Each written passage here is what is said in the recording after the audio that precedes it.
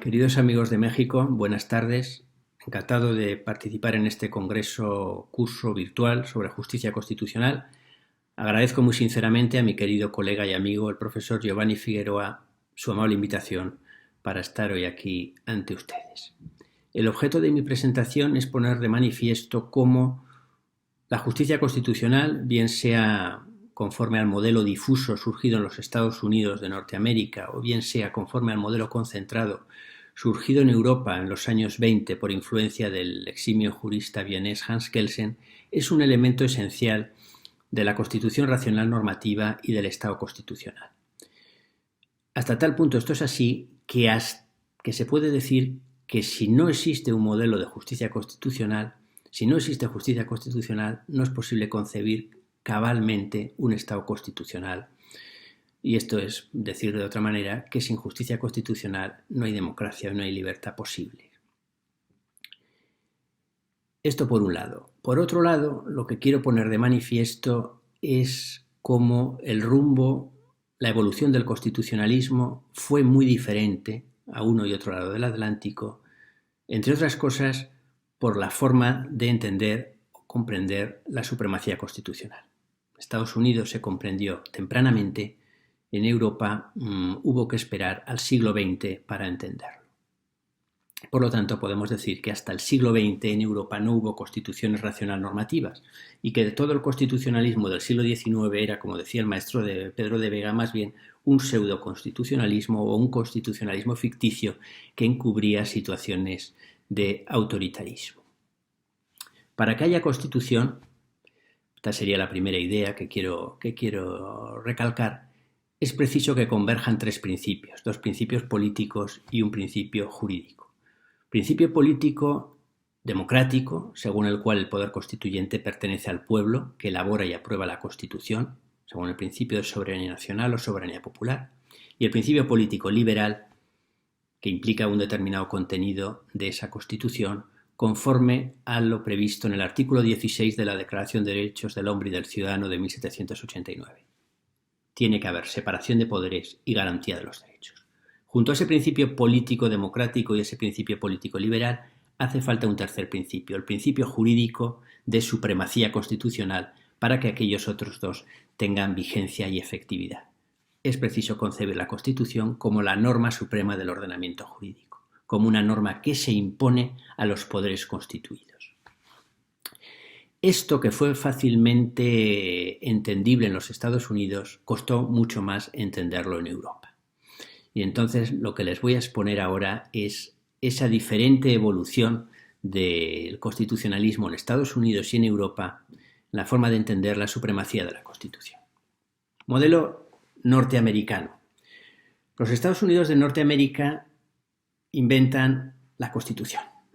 A ellos debemos la primera Constitución escrita. Inventan más cosas, inventan el federalismo, inventan el presidencialismo, modelo federal, el modelo de régimen presidencial, e inventan también, por lo que ahora nos interesa, el control de constitucionalidad de las leyes. Es decir, son los primeros en concebir la Constitución como norma suprema. ¿Cómo lograron hacer tal cosa? ¿Cómo lograron hacer tal cosa? Si nosotros leemos la Constitución norteamericana, en ella pone expresamente: la Constitución es la ley suprema del país, y eso está muy bien. La Constitución es la ley suprema del país y luego se reparten los poderes entre ramas, la rama ejecutiva, la rama legislativa y la rama ejecutiva. A ninguno de esos poderes expresamente la Constitución le atribuye velar por esa supremacía normativa de la Constitución. La Constitución es la ley suprema, pero no se dice en la Constitución norteamericana quién tiene que velar por esa supremacía.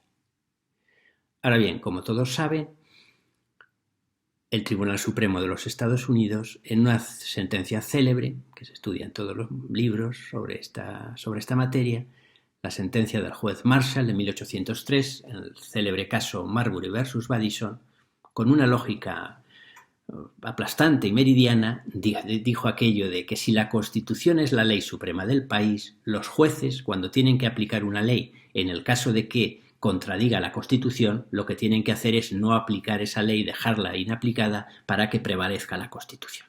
De esa manera inventan el control de constitucionalidad de las leyes y por primera vez se concibe la Constitución verdaderamente como una norma suprema, ¿Por qué fue posible eso? Pues fue posible porque en los Estados Unidos no había desconfianza hacia el Poder Judicial. El juez norteamericano, el Poder Judicial norteamericano, pudo atribuirse una función que no le venía asignada por la Constitución. El Poder Judicial norteamericano tenía la misma legitimidad que el resto de los poderes. Se habían construido ex novo las tres ramas del gobierno con la función de que se limitaran y controlaran mutuamente esa idea de equilibrio entre los poderes. Una sociedad nueva, una constitución nueva, fue posible que el Poder Judicial se atribuyera esa función. Y desde entonces, pues eso ha dado lugar a un modelo de control de constitucionalidad de las leyes llamado difuso porque corresponde a todos los jueces del país. Naturalmente, este modelo de garantizar la supremacía normativa de la Constitución tiene un problema que es la inseguridad jurídica que ocasiona en los primeros momentos. ¿En qué sentido quiero decir que esto ocasiona una inseguridad jurídica? Puede ocurrir que un determinado juez no aplique una ley por considerarla contraria a la Constitución de los Estados Unidos y el juez de otro estado, sin embargo, la aplique. O puede ocurrir incluso que dentro de un mismo estado, un juez, un órgano jurisdiccional de un estado, no aplica una ley por considerarla inconstitucional y la sala que está contigua en el mismo estado, en el mismo órgano jurisdiccional, la sala de al lado, pues no la aplica. Entonces hay una inseguridad jurídica. Eso, naturalmente, en el modelo difuso se resuelve cuando por la vía de los recursos el asunto llega al Tribunal Supremo de los Estados Unidos. Entonces, lo que diga el Tribunal Supremo de Estados Unidos tiene valor erga omnes y, por lo tanto, ya desaparece cualquier inseguridad jurídica al respecto. Bien. Ese es un modelo de justicia constitucional pues que ha funcionado y que funciona bien y que es el modelo difuso. Y que, insisto, desde 1803 ya está vigente y por lo tanto podemos decir que los Estados Unidos tienen una constitución racional normativa, es decir, concebida como norma suprema del país con las garantías, esa garantía, el control de constitucionalidad de las leyes se compete al Poder Judicial y el control de la reforma, un procedimiento específico de reforma para reformar la Constitución. En Europa la historia siguió otro rumbo muy distinto. Bien es cierto que en el proceso revolucionario francés ya hubo quien se dio cuenta que una constitución o es obligatoria o no es nada y que por lo tanto tiene que establecerse algún mecanismo para controlar la constitucionalidad de las leyes. Es decir, que el Parlamento puede hacer una ley inconstitucional. Esta persona que se dio cuenta de ello era el abate Sieyès, uno de los grandes padres del constitucionalismo y una de las mentes más lúcidas, ¿no? de la Revolución Francesa. Pero esa propuesta que hizo Sieyès de crear un jurado constitucional para que pudiera anular las leyes inconstitucionales solo tuvo a favor su voto. Votaron todos en contra. Dijeron, ¡qué barbaridad! Que alguien pueda anular una ley parlamentaria. Votaron todos en contra. Esa votación, que tuvo lugar en 1795, sentó la suerte del constitucionalismo francés y europeo. A Sieyès se le respondió con un argumento que es el siguiente, que algunos siguen manejando. Un diputado le respondió a Sieyès, mire, lo que usted propone me recuerda mucho a un cuento que narran en la India, ¿no? Y es cuando en la India a uno le preguntan cuál es el fundamento del mundo, sobre qué reposa el universo, le dicen, reposa sobre los lomos de un gran elefante. Entonces, cuando le preguntan, ¿y el elefante sobre qué se sostiene? Dice, el elefante se sostiene sobre el caparazón enorme de una tortuga gigante. Y lo vuelven a preguntar, bueno, ¿y entonces la tortuga sobre qué se sostiene? Entonces ya no hay respuesta. Con este cuento al abate Sieyès se le quería decir, efectivamente, el Parlamento puede hacer una ley contraria a la Constitución, pero si usted me pone un órgano por encima del Parlamento, que es el jurado o Tribunal Constitucional, también podría eventualmente equivocarse o no garantizar la supremacía de la Constitución, tendríamos que poner otro por encima de él y así hasta el infinito. Y hizo una argumentación ad absurdum y de esa manera el control de constitucionalidad de las leyes quedó descartado en Francia. Quedó descartado con este argumento, pero sobre todo con otra idea esencial, que es la que estuvo vigente en el constitucionalismo europeo durante todo el XIX, que es la soberanía de la ley. La soberanía del Parlamento. Era inconcebible pensar que el Parlamento pudiera obrar en contra de la Constitución. Todo el constitucionalismo decimonónico se construyó sobre la idea de que la norma suprema era la ley parlamentaria y no la Constitución. Por eso las constituciones eran flexibles, las constituciones se podían reformar, se podían modificar simplemente mediante leyes que la contradecían. La idea de que el Parlamento fuera una amenaza para la Constitución era una idea inconcebible para los revolucionarios franceses.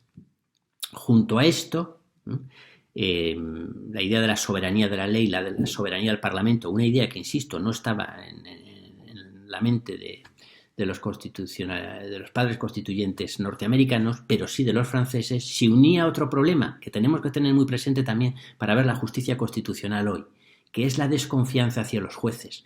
Eran los jueces del antiguo régimen, eran los parlamentos judiciales de la monarquía que estaban muy desprestigiados porque eran organismos corruptos. Se desconfiaba de esos parlamentos judiciales, se desconfiaba de un poder judicial que venía heredado y que no se le consideraba legitimado para oponerse a la voluntad popular por una determinada concepción del principio democrático que llevaba a decir soberanía popular, la ley es expresión de la voluntad general, por encima de la ley no tiene que haber nada. Como consecuencia de ese entendimiento, durante todo el siglo XIX, insisto, fue imposible concebir la Constitución en Europa como norma suprema. Por lo tanto, en realidad, todo el constitucionalismo europeo del XIX fue un constitucionalismo ficticio. Hubo que esperar a 1920 para que, por obra del eximio jurista vienés Hans Kelsen, se estableciera en Europa el control de constitucionalidad de las leyes, pero no con arreglo al modelo difuso, sino estableciendo un órgano ad hoc, la gran creación, probablemente una de las mayores creaciones del constitucionalismo del siglo XX fue la creación de los tribunales constitucionales. El primer tribunal constitucional se crea en Austria en 1920. Bien, es cierto que en los años 20 había el modelo difuso, que les he explicado antes, propio de los Estados Unidos, se había extendido y había países europeos que lo practicaban, así Irlanda, Rumanía y Grecia, entre otros. E incluso en la Alemania de Weimar, a partir del año 25, aunque la Constitución no decía tampoco nada, de la misma manera que la norteamericana, una sentencia de noviembre del 25 tuvo los mismos efectos que la Marbury versus Madison de 1830. El Tribunal Supremo del Reich dijo que los jueces eran competentes para determinar si las leyes eran constitucionales o no, por lo cual Trieper pudo decir en la reunión de profesores alemanes de Derecho Público de 1926, este asunto ya está zanjado, en Alemania la constitucionalidad de las leyes puede ser controlada por los jueces. Pero al margen de que el modelo difuso se había ido imponiendo en algunos países, la novedad fue crear un órgano ad hoc, un órgano llamado Tribunal Constitucional, al margen del Poder Judicial, como un órgano que iba a funcionar conforme a derecho, con argumentos jurídicos y que iba a tener la función expresa de anular las leyes inconstitucionales. Esta fue la gran creación de Kelsen, ¿no? Que creo que merece la pena detenernos en ella. Las premisas de la construcción de Kelsen eran muy sencillas. Una constitución o es obligatoria o no es nada. Y la única manera de garantizar la obligatoriedad de la Constitución es establecer un órgano que pueda anular los actos inconstitucionales, la anulación de los órganos inconstitucionales, de los actos inconstitucionales. En la medida en que el Parlamento puede hacer actos inconstitucionales, esta función no se le puede dar al Parlamento, porque lo que hay que anular también son los actos inconstitucionales hechos por el Parlamento. Entonces, ¿a quién se le puede conferir? Pues a un tribunal de justicia. Esta función hay que atribuirla a un órgano imparcial que tiene que ser un tribunal de derecho y que va a ser el Tribunal Constitucional. Él decía, es mejor esto que atribuirla a todos los jueces, por lo que les decía antes. Se refería a Kelsen a los problemas de inseguridad jurídica inherentes al modelo difuso.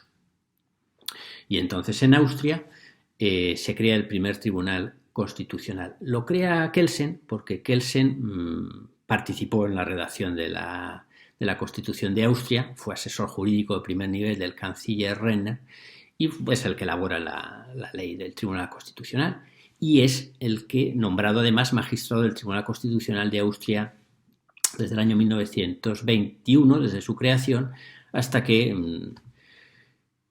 una reforma autoritaria del mismo en el año 30, que politiza su nombramiento al al atribuir al presidente de la República y al gobierno el nombramiento de los jueces y magistrados, en el año 30 el Tribunal Constitucional es desmantelado, Kelsen cesa como magistrado. Conviene recordar también que se le ofrece la posibilidad de seguir como magistrado del Tribunal Constitucional en virtud de unas cuotas de partidos que al Partido Socialdemócrata le corresponderían dos magistrados, y uno de esos puestos podría ocuparlo él. Obviamente Kelsen rechaza entrar en ese juego, que no es más que una politización partidista del tribunal, que es lo que él siempre había rechazado, y como una prueba más de su honestidad científica y de su integridad moral. No acepta el juego y marcha entonces, ya en el año 30, marcha a Colonia. Bien, esta creación de Kelsen, Kelsen fue consciente de los problemas que podía a su vez plantear. En primer lugar, se le iba a imputar que esto podía lesionar el principio de división de poderes entre campo de la legislación, campo de la jurisdicción, que se podría considerar que era, y de hecho Carl Schmitt así se lo reprochó, que era una invasión. La jurisdicción entraba en el campo de la legislación. Pero Kelsen rechazó este argumento, en la medida en que él dijo: ciertamente la legislación consiste en aprobar normas generales, la jurisdicción en aprobar normas individuales. Anular una ley tiene efectos generales. Luego, anular una ley, en la medida en que tiene efectos generales, es legislación. Y por eso lo que dijo es que el Tribunal Constitucional realmente lo que es un órgano del legislador, que se desdobla en un legislador positivo y en un legislador negativo. Pero no hay invasión del legislativo, lo que hay es desdoblamiento del mismo. Ciertamente esta visión del Tribunal Constitucional como legislador negativo está muy superada. La medida en que el Tribunal Constitucional, a través de sentencias, como ha estudiado muy bien mi querido amigo el profesor Giovanni Figueroa, entre otros, aditivas, manipulativas, etcétera, es también en cierta medida un legislador positivo, influye en el indirizzo político, etcétera, pero en su momento Kelsen lo plantea en esos términos, y por eso advierte que las constituciones tienen que ser parcas en declaraciones ambiguas o indeterminadas que solo pueden inducir a cierta confusión. Cuando el Tribunal Constitucional tenga que pronunciarse si la ley es constitucional o no, lo haga con unos parámetros claros. Hoy obviamente también esto está superado en la medida en que todas las normas que recogen los derechos fundamentales pues son normas de principio que exigen una concreción por el legislador, y en esa medida el Tribunal Constitucional, en cuanto controlador último de esta legislación, pues tiene un papel que se excede del legislador positivo. Pero eso ya es otro problema. Lo importante es que fue a partir de 1920 cuando en Europa se pudo ya comprender, gracias a esta magistral creación de Kelsen, que la Constitución es norma suprema. El Tribunal Constitucional de Austria fracasó, porque no es que fracasó, funcionó bien una serie de años, pero la República Austriaca fue destruida por un golpe de Estado de Dollfuss, sustituida la Constitución democrática por una Constitución autoritaria en el año 34, y en el año 38 vino la anexión al Tercer Reich. Otro tribunal constitucional que se crea en la época es el de Checoslovaquia, que no llegó a funcionar muy bien, el de garantías constitucionales español, de nuestra Segunda República, que tampoco funcionó muy bien, pero la importancia que tiene el austriaco, que cumplimos ahora 100 años, el austriaco cumple ahora 100 años, en 1920, 2020, es que se restableció, una vez acabada la Segunda Guerra Mundial, en los términos en que estaba concebido y regulado en el año 33. Y sobre todo fue el modelo que sirvió para establecer la jurisdicción constitucional en Alemania. El gran referente de la justicia constitucional concentrada es el modelo alemán, Tribunal Constitucional de la República Federal Alemana, y se fueron creando a su imagen y semejanza en las sucesivas oleadas democratizadoras que se produjeron en Europa. Era inconcebible crear una democracia sin un tribunal constitucional. Esto es muy importante subrayarlo, sería la última idea que quisiera señalar. Por supuesto, Constitución italiana, después de la Segunda Guerra Mundial también tiene la Corte Constitucional. Cuando se democratizan España y Portugal, la segunda oleada democratizadora, los países del sur, también en España y Portugal creamos tribunales constitucionales. Y finalmente la tercera oleada democratizadora de Europa, cuando colapsan los regímenes o las dictaduras comunistas, también esos países, Polonia singularmente, y el resto de países del bloque soviético, crean tribunales constitucionales. Y quiero subrayar que en todas esas oleadas democratizadoras en Europa, los tribunales constitucionales han cumplido una función esencial y sin ellos no se habrían consolidado los regímenes democráticos. Baste señalar el caso español. Nuestro Tribunal Supremo, nada más aprobarse la Constitución, no entendía que la Constitución era una norma directamente aplicable. Tuvo que venir el Tribunal Constitucional para decir que no es una mera declaración, sino que la Constitución contiene normas jurídicas aplicables directamente, vinculantes para todos los poderes públicos y que goza de una supremacía sobre el resto de fuentes del derecho. Tuvo que venir el Tribunal Constitucional. ¿Por qué en todos los países europeos ha sido necesario recurrir al modelo concentrado? ¿Solo por admiración del modelo kelseniano? No solo por eso, sino por la imposibilidad de adoptar el modelo difuso. Esto es muy importante subrayarlo. No se puede adoptar el modelo difuso cuando se viene de una situación autoritaria o dictatorial, como ocurría en todos los casos en Europa. En Estados Unidos se construye una sociedad nueva y un poder judicial nuevo. Pero piensen simplemente en Alemania, 1949, Ley Fundamental de Bonn. El 80, y probablemente me quedo corto, el 80% de los miembros del Poder Judicial alemán de la República Federal Alemana habían pertenecido al partido nazi o habían desempeñado sus funciones jurisdiccionales durante la dictadura del Tercer Reich. No se podía encomendar a ese Poder Judicial la garantía del nuevo orden constitucional liberal. No en vano conviene recordar que una de las causas del fracaso de Weimar fue la falta de compromiso de la judicatura y del Poder Judicial de Weimar con la Constitución de la República, porque, entre otras cosas, era un Poder Judicial muy vinculado al antiguo régimen imperial. Por tanto, esa desconfianza hacia el Poder Judicial es la que impidió adoptar el modelo difuso. La desconfianza hacia el Poder Judicial obliga a crear un órgano ad hoc, que fue el Tribunal Constitucional. Lo mismo podemos decir en Italia, lo mismo podemos decir en España. Obviamente, cuando en el año 78 se aprueba la nueva Constitución, el Poder Judicial ordinario estaba integrado por aquellos jueces y magistrados que habían prestado sus servicios, mejor o peor, pero en la época de la dictadura del general Franco. Y lo mismo iba a ocurrir en los países comunistas.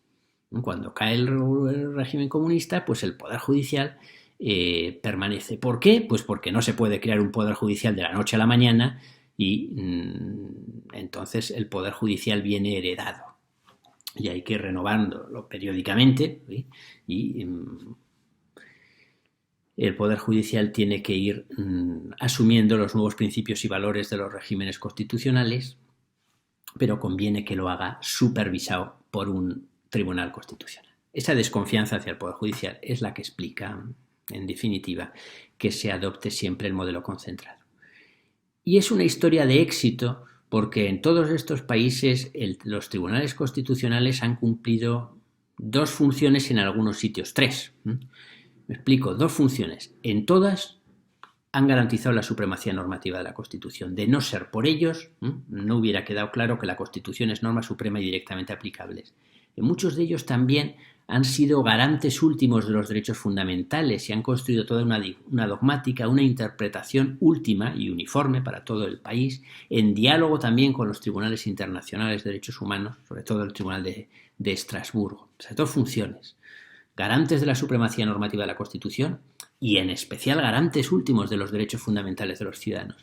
Y una tercera función, muy vinculada a la idea misma de justicia constitucional, que es, en aquellos países federales, árbitros para la resolución de conflictos entre poder central y poder territorial. Esto también es una función que cumple el Tribunal Supremo allí en Estados Unidos, y en cierta medida también el control de constitucionalidad de las leyes está muy vinculado al fenómeno federal. En Estados Unidos es claro, pero también en Europa, porque si Austria se crea el Tribunal Constitucional, Rahner le dice a Kelsen que cree un tribunal sobre todo para resolver los conflictos entre el centro, entre el poder central y los Länder. Igualmente en Alemania, igualmente en España, ¿no? Luego esa tercera función como árbitro que resuelve los conflictos pues es muy importante. En suma, y con eso termino, allí donde hay justicia constitucional concentrada, el Tribunal Constitucional, allí donde hay modelo difuso, el Tribunal Supremo, ocupan o pueden definirse como la clave de bóveda de la arquitectura constitucional. Son la clave de bóveda de la arquitectura constitucional. En última instancia, son los depositarios de algo sin lo cual no puede subsistir ningún Estado constitucional, que es la autoritas. Junto a la potestas hace falta autoritas. No es el caso porque ya se me ha ido el tiempo de explicar lo que es la autoritas, pero es el viejo principio romano que junto a la potestas indica el prestigio, la capacidad de persuasión. Lo decía muy bien Mommsen, ¿no? El Senado, como titular de la autoritas en Roma, no podía dar órdenes, pero sus indicaciones nadie decentemente podía incumplirlas, porque era tal el prestigio del Senado. Eso es lo que se trata de lograr con el Tribunal Supremo, donde hay modelo difuso, en tribunales constitucionales. Tienen que ser los órganos depositarios de la autoritas. Si esa autoritas se erosiona, esos estados constitucionales pueden entrar en crisis, porque son los pacificadores, son los árbitros, son los que tienen la última palabra para la resolución de cualquier problema jurídico político. El gran problema, por lo tanto, de la justicia constitucional no es otro que, entre otros, el mantenimiento de esa autoritas. El otro órgano depositario de la autoritas en los regímenes parlamentarios es el jefe del Estado, el monarca parlamentario, pues en el caso del rey de España, en la república parlamentaria, como puede ser Italia, el presidente de la república. En el caso de los Estados Unidos, el profesor García Pelayo decía cómo a lo largo de la historia el presidente de los Estados Unidos y el Tribunal Supremo habían competido por quién iba a ser el depositario último de la autoritas, y al final, por las razones que en parte hemos explicado aquí en esta exposición, pues fue el Tribunal Supremo el garante el titular de esa autoritas. Y culmino con una idea. Creo que tanto en Estados Unidos como en Europa hay una cierta crisis de la justicia constitucional, no por la función que desempeña, que sigue siendo tan esencial hoy como ayer. Sin justicia constitucional no hay democracia y no hay constitución posible, pero sí porque esa autoritas se está erosionando. Qué importante es designar bien a los magistrados de un Tribunal Supremo, qué importante es designar bien a los magistrados del Tribunal Constitucional.